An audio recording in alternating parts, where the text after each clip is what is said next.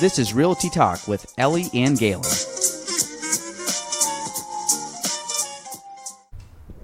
Welcome to episode 32 of Realty Talk with Ellie and Gaelan. She's back in person in the studio. Ellie, how was your trip? It was good. It was 80 degrees and humid, and I loved it. And it was New Orleans. Nola. You ever been there? I think I went when I was very little, but I'm not. This is the first time with as an adult. Did you do adult things there? Was it fun? It was fun. Okay. That's it. Next topic. No, I've never been there, but you like humidity? I don't. No, I usually don't like humidity. I like dry heat, but there's something about the air there. Like walking out. I mean, you're instantly sticky because it's so humid. But there's something. Ugh. There's something very nice. It's just very nice there. Two things I dislike: humidity and cats. And guess what I had to do at a showing today? We were going to talk about pet peeves. Is this just a pet peeve? Want to just make it a pet peeve episode? Yeah, I'm down with that. No, that could be a longer pet peeve episode. You ran about cats for hours. Yeah, so first one, pet peeve. I go to a house. They give me all this direction. So this is my pet peeve of real estate is I'm not a pet watcher. Is that the word? Pet sitter? Pet sitter. Like if you are selling your property and you have a cat or you have a dog or you have any kind of animal at home, please do not give me directions and end it with do not let the cat out. Because if the cat gets out, which the cat got out today, I shouldn't be liable because you couldn't find a more suitable setting for your cat during the showing. This is what happened. They said don't let the cat out. Well, come to find out there's two cats. Come to find out the lockbox didn't close when I shut the door. So the darn cat at one point jumped up. He jumped on the counter, jumped down and knocked the door open, then jumped through the ripped screen door in the other door because the cat had already Escape artist. Jumped out and went out. Now, lucky he didn't run away, but I had to do one of the most where nightmares are made. I had to pick the cat up and put it back inside. And this is what I did. Poor thing. I picked the cat up, I put it back inside, shut the door, cursed at the cat, did not touch anything because I'm allergic to cats. Went back into my car, put hand sanitizer on. Does that work on dandruff? I don't know. It was much better than just not doing it. So I don't like cats. And they're notoriously dirty animals. And what did the cat do the entire time? Knows I'm allergic to it, so just kept rolling and rubbing its back on me and everything else. It thinks you like it because you're ignoring it. That's cat signal for come love me. You don't know anything. Cats are pricks. So that was it. But sorry, keep going about your trip. So humidity and cats don't like, but... There were... I don't... You said it was humid out, and I said I hated that, and I hated cats, and now we're back here. There weren't any cats. I saw one cat, and I thought it was dead, but it wasn't. Darn. All right. Story. It was just relaxing in the sun. So what was your favorite part about the trip? The music. Okay. Did you get to go out and like hang out? Yeah, and do stuff? luckily this is the first trip I've gone to where someone I knew from a previous training was going to it too. So I had a friend there. So we went out every night, like not out, but like just wandered and like checked out all the stores and had dinner. And like there was always so much music.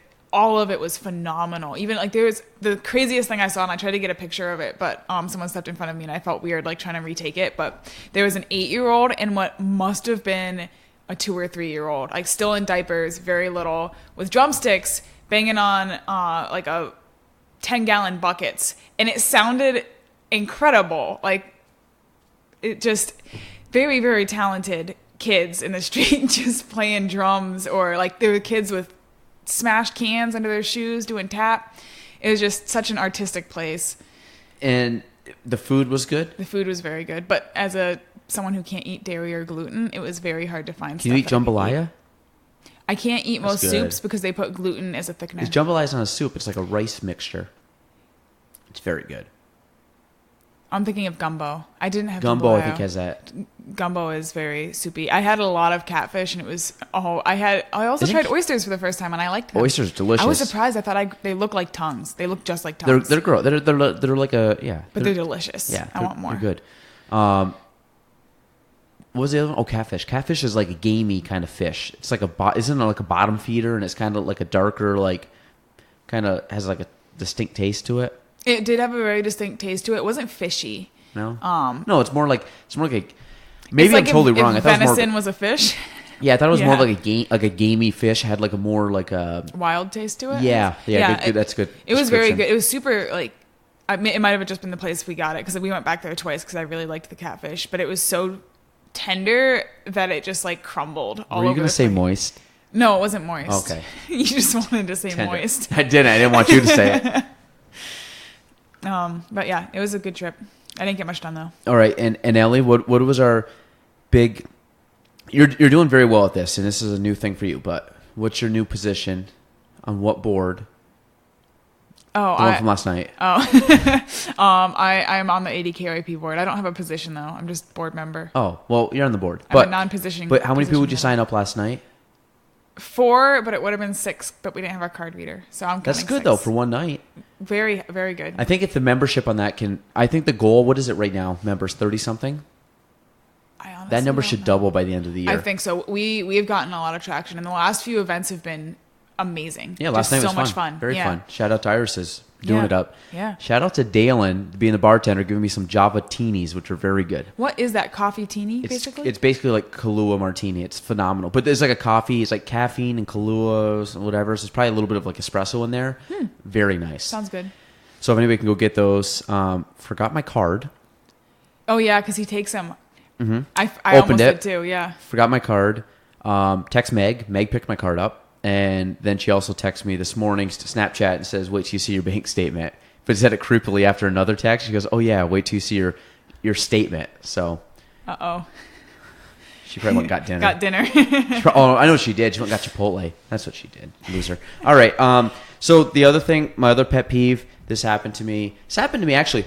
I'll shout out one person. So I went to a listing appointment the other day. And the lady, we went, she was very nice. She said, listen, I'm meeting with another agent. And I said, cool, whatever. And I'm whatever. People can meet with multiple agents. That's fine. Meaning like decide who they want to list a house with. Shopping around, basically, yeah. So come to find out, she calls me up. And I respect this lady tremendously. She calls up and says, Gaelan, she goes, thank you for coming out. I met also with the other lady and I'm going to go with her. And I said, thank you very much. Because the amount of people that do not contact me or they just, which is going into my pet peeve. Yeah. So ghosting. Yes. So she called me. Literally, I'm a big boy. You can call me up and say that you do not want to use me. That is totally fine. I prefer that you do it. And what did I say to her? I said, thank you very much. I appreciate you letting me know, and I hope your home sells. She has a gorgeous home. It will sell. But I have literally nothing wrong with that. Like I went in, talk. If she has business. Better vibe from somebody, I'm totally cool with that. You will never make me upset by rejecting me at all. But I do get pissed off when people, I had somebody also last week say we were going to list with you. Then they text me or emailed or whatever and said, hey, listen, we have to cancel the appointment. They're having second thoughts on the listing or they don't want to sell anymore. I said, totally fine. Not a big deal. Let me know if things change. A week later, they listed with another agent. So my thing is, don't lie to me and say they're thinking changing and then you go with another agent. I've had other people too that have worked and I'm following up with them. All of a sudden I see they come through the MLS buying a home with another agent. Pick up your phone and call me or text me or whatever and say, listen, Gaelan, I'm working with somebody different. I don't want to use you, whatever. It saves me time. And at the end of the day... And you bug them less because you're not going to be following up. Well, it's the same thing. Like, I will not contact you about this ever again if you just tell me that you're using somebody different. But if you don't, I'm under the assumption that I'm still in the point where you still want me to contact you. So just, like... Be the bigger person. Don't even be a bigger person. Like just be an adult and just say, hey, listen. I've done that with people plenty of times. If I'm not going to use them, be like, hey, listen, I'm going to use somebody else. It is what it is. For whatever reason. Tell them the reasoning. It's not like if you're in business, you got to be able to face rejection. Absolutely. I faced rejection for this is 9 years worth of it. I'm fine. Like it's very tough to get under my skin. Like it really is not. Like little stuff like this does though, because I'm like. He cried himself to sleep all night. I'm like, yes, I definitely did. No, to be honest, I got over it about 2 seconds later because I had other stuff to worry about. But it's the idea that like, just be courteous and say you're using somebody else. And I've had people do that, which is great. I had a girl earlier this year, same exact scenario where it was me and another agent. She went with the other agent, totally fine. And guess what she did? She called or text, but it was like, within an appropriate time frame, and she was honest and said this is the reason. I said totally fine. Saves you time. I could care less. I hope it sells. Like it does not. I am not going to cry myself to sleep. I'm fine. It just allows me to clean up my notes and people that now I can focus on other people. So that is my pet peeve. So anybody listening to this, if you were ever in anything, this is not just real estate, this could be insurance, this could be, yes, if you're using somebody and don't want to use them, don't ghost them, because guess what? When you buy a home, guess what happens? It becomes public knowledge, and I can see that you bought a home, and I can see who you bought the home with. So you're better off just saying from the start that you're going that route, because then it just makes things less awkward. And yeah, it doesn't matter. It's business. It happens. Yeah. And like I said, I am totally fine. It just saves me more time. And the worst thing is I see you come through and you haven't said, if you come through and you like told me about it, cool. Like, I'm happy you bought or sold the home. But it, like the lying aspect where you're like legitimately lying and then you list the home and I'm going to see that. Like, so now, like, I don't know. That's just like a pet peeve of mine. Like, just be a grown up and just let someone know that you're not going to use them. Trust me, it will help them out. Second topic, getting the deal done. So this is one of the things we've had. This mostly comes down to when people always talk about real estate and commission and, can you drop your fees and everything else, or how much is it worth? So one thing when I always talk about the commission aspect of it, of any deal, is there's not a standard. Like, I'm going on the record, there's not a standard commission. Legally, we cannot say there's a standard commission. If you were to go look at majority of the homes around here, a lot of them are listed at 6%. Again, it's not a standard, but majority of the homes are listed around that price. So you always have people, well, how much do you charge? I fully believe we're worth every penny about what we do. I think at times I should be upping the amount that we charge. But what happens is most people look at real estate and say, well, how come you don't drop your commission? I've heard different lingos or ways people say, if anybody ever wants to drop their commission, it's fine. It's negotiable. Yeah. I always drop it on the co-broke side. So if you want to drop the commission, say 5%, 4%, whatever, that's fine. I'm going to pay out 1%, 2%. Guess what agents don't do?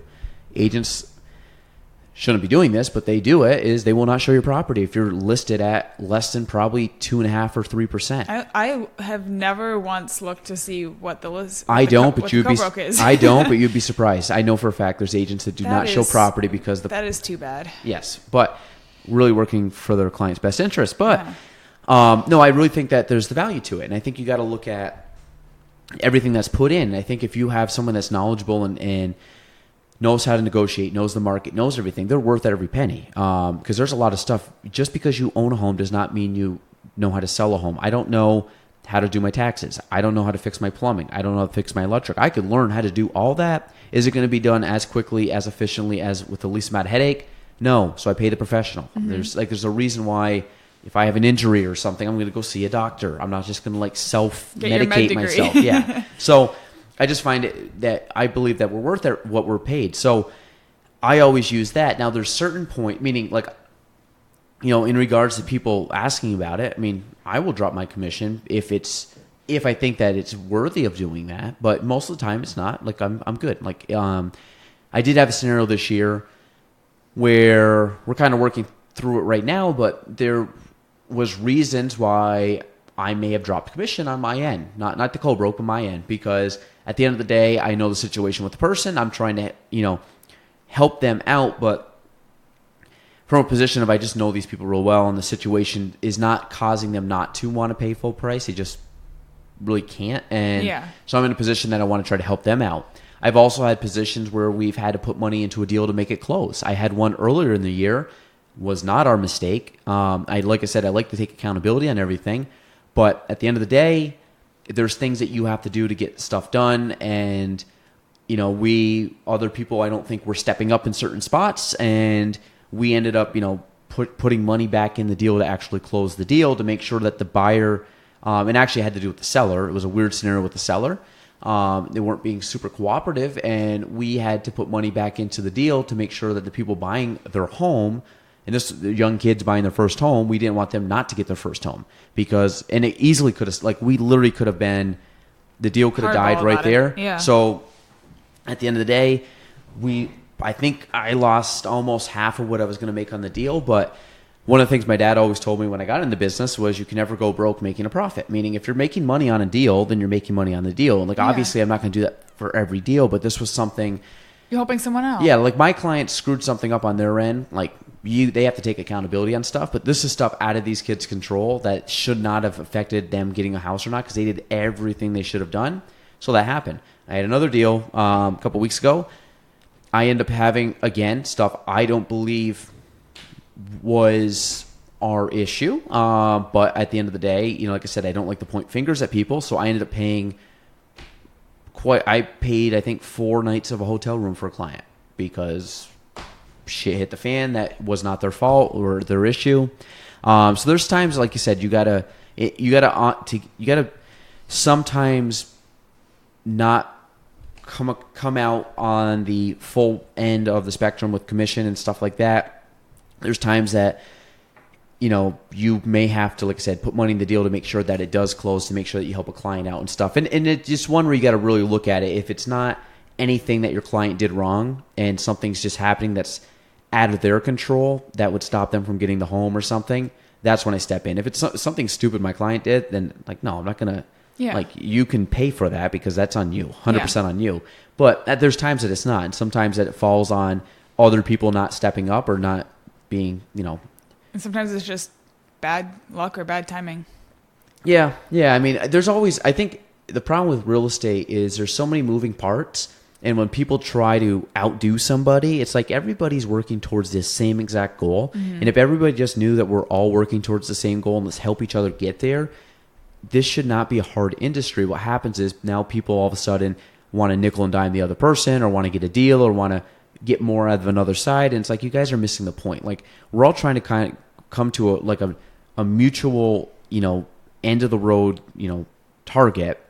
And it works way better when everybody's rowing in the same direction instead when people are bitching and complaining about different things. And then what happens? It goes off the tracks, and then people start blaming other people and not taking accountability. And then it ends up being this total nightmare situation, which, like I said, happens. I'd say once a year. We usually get a big kind of shit storm, but most of them are pretty good. Yeah. Every deal usually has some type of hurdle to get across, but it's not anything like super crazy. I think the only easy one that I've had out of my you've been really tested 5 total now. I've had the easiest one I had, that was my first one. Are you up to 5 now? I have. Hang on. I don't know. I have to think about it. I think no. Yeah. Well, 5. One fell through. Okay. So it was So that's fine. 2 have closed. 2 are closing. 1 fell through. But yeah, the first one was easy. Not a single hurdle to jump through. It was just everyone was easygoing. Yeah, that was easy. It was just the best, and it was a jarring experience to learn with the following ones that is not normal. So what happens though is when you start doing those kind of deals though, it makes you better because now you're finding solutions. You're finding it really forces you to be a better agent when you start hitting roadblocks because some of the easiest deals, they're not challenging. I do like them obviously because it's less stressful. But if I look at what I have pending right now, I guarantee you there's always something. There's always a fire to put out. There's always some issue or something comes up or you think everything's going smooth. Then something comes up and drops in your plate, and now you got to find a solution to it. So it makes you better, though. Yeah, I find that realtors are very good problem solvers and very good at thinking on the fly and coming up with solutions. And I'll put lenders up there too because we've had some lenders that I've had to do that with, and I did that today with a local lender. And so I mean, it happens, but it's fun. Yeah, it's fun when you make stuff happen. So, anything else, Ellie? I'm gonna build off of what you said about getting the deal done. Just actually, when I was in New Orleans, I was talking with a couple of other housing professionals, and so the other aspect of my life is that I'm a housing counselor, which is typically housing counselors don't look kindly on the sales side of real estate because they see the people who get burned by it a lot.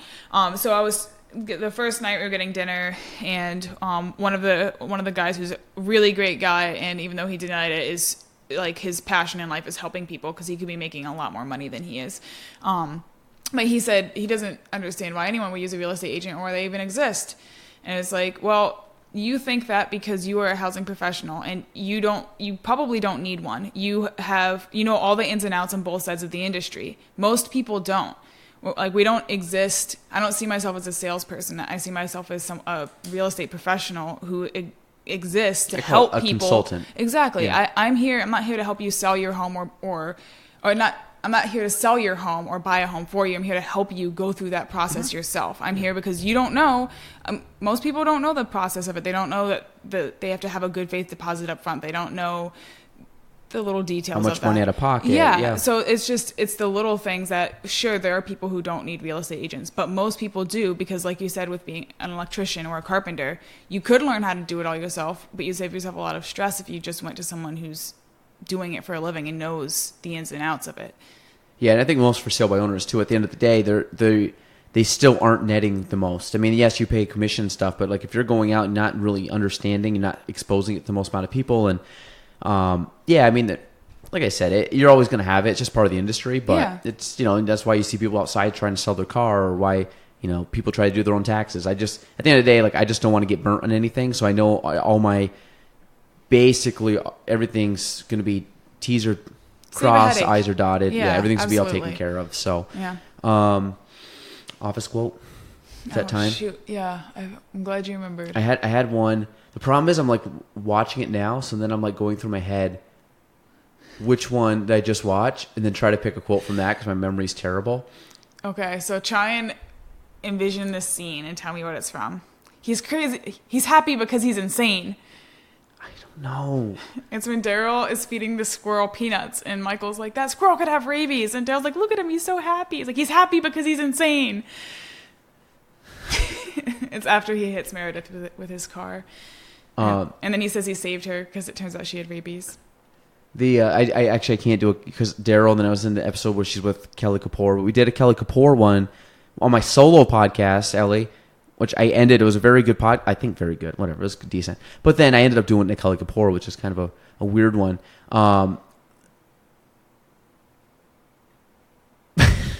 So this was one the other day, and it was when Andy found out that Angela was sleeping with Dwight. So they get down, and finally he goes out and he starts talking to Angela, and he goes, "Have you been sleeping with Dwight?" And she goes, "Andy, we just ordered the flowers. Would I order the flowers if I wasn't going to be married to you? I'm engaged to you." And he goes, "Answer the question." And then finally she does. And how long has it been going on for? And then she says something. And then he goes, "You've been that long?" Whatever. She goes, "Yeah, but no funny business." So he goes, "Missionary? I said no funny business." Or what did she say? Nothing fancy. Nothing fancy. He's like, fancy. Missionary, nothing fancy. So when he says, "Are you sleeping with Dwight?" and she goes, "A little bit."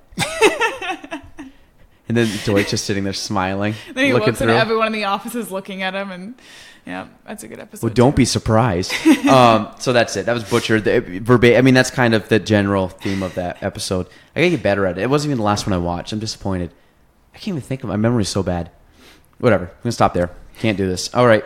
That's episode 32 for Ellie and myself. That is episode 32. We'll see you next week, folks.